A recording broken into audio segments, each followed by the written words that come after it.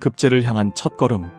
조선시대 영남의 선비들에게 과거 시험은 가문의 영광을 건 일생일대의 도전이었습니다. 경상북도 안동에서 임금이 계신 한양까지 그 먼 길을 오직 두 발의 의지에 떠나야 했던 선비들의 여정은 어떠했을까요? 오늘은 안동 선비의 과거길 경로와 준비물, 그리고 그 속에 담긴 간절한 이야기들을 따라가 봅니다. 무엇을 가지고 떠났을까요? 과거길은 짧게는 보름, 길게는 한 달이 걸리는 대장정이었습니다. 무엇을 챙겼을까요? 가장 먼저 괴나리 보찜 속에는 붓, 먹, 종이 같은 문구리와 갈아입을 옷, 그리고 비상식량인 간단히 휴대가 가능한 미숫가루 같은 것들이 들어있었을 것으로 추정됩니다. 특히 중요한 건 집신입니다. 하루 수십 리를 걸으면 집신 한 켤레가 금방 닳아 없어졌기에 보찜 뒤에 대여섯 켤레씩 매달고 다녔죠. 부유한 집안의 선비는 짐을 들어줄 하인과 조랑말을 대동했습니다. 하지만 조랑말은 당시 노비 3명의 몸값과 맞먹을 정도로 비쌌고, 험한 산길에서는 오히려 걷는 게 빨라서 하인만 데리고 가는 경우가 많았습니다. 마지막으로 노잣돈입니다. 주막에서의 숙식비와 만약의 사태를 대비한 엽전 꾸러미는 필수였죠. 한양까지의 경로와 통과 도시는 어디였을까요? 이것은 조선시대 안동에서 한양까지의 경로를 보여주는 지도입니다.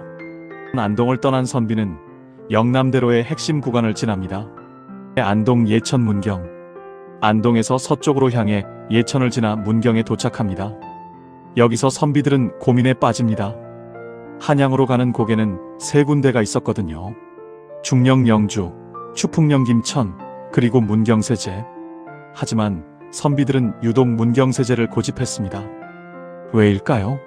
중령을 넘으면 쭉쭉 미끄러지고 추풍령을 넘으면 추풍낙엽처럼 떨어진다는 속설 때문이었죠. 반면 문경은 기쁜 소식을 듣는다는 뜻이니 합격을 기원하는 선비들에게는 최고의 명당 코스였습니다. 문경세제 조령 넘기. 영남대로에서 가장 높고 험한 고개, 새도 날아서 넘기 힘들다는 조령관을 넘습니다.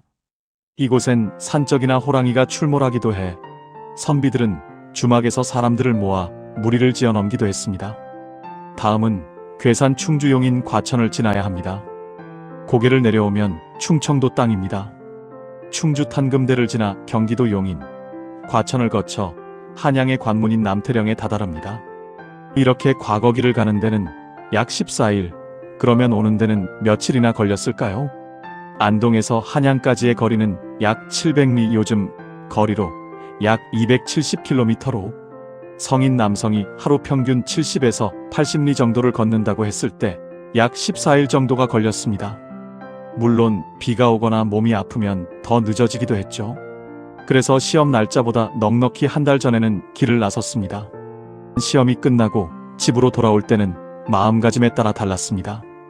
급제하여 금이 환양하는 선비는 관직 발령이나 축하잔치 때문에 한양에 더 머물다 천천히 내려갔고, 낙방한 선비는 허탈한 마음에 발걸음이 무거워 더 오랜 시간이 걸리기도 했습니다. 하지만 보통 내려가는 길도 보름 정도를 잡았습니다. 그럼 과거 보러 가는 긴 여정길에 어디에서 자고 먹고 쉬었을까요? 길목마다 있었던 주막은 숙소이자 정보 교환의 장이었습니다. 이번 시제시험 문제는 무엇이라더라? 같은 소문들이 이곳에서 오갔죠.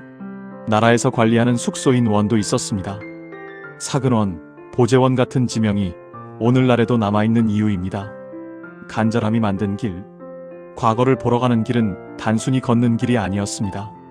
가족의 기대를 짊어지고 자신의 꿈을 펼치기 위해 집신 미창이 다 닳도록 걸었던 간절한 길이었습니다.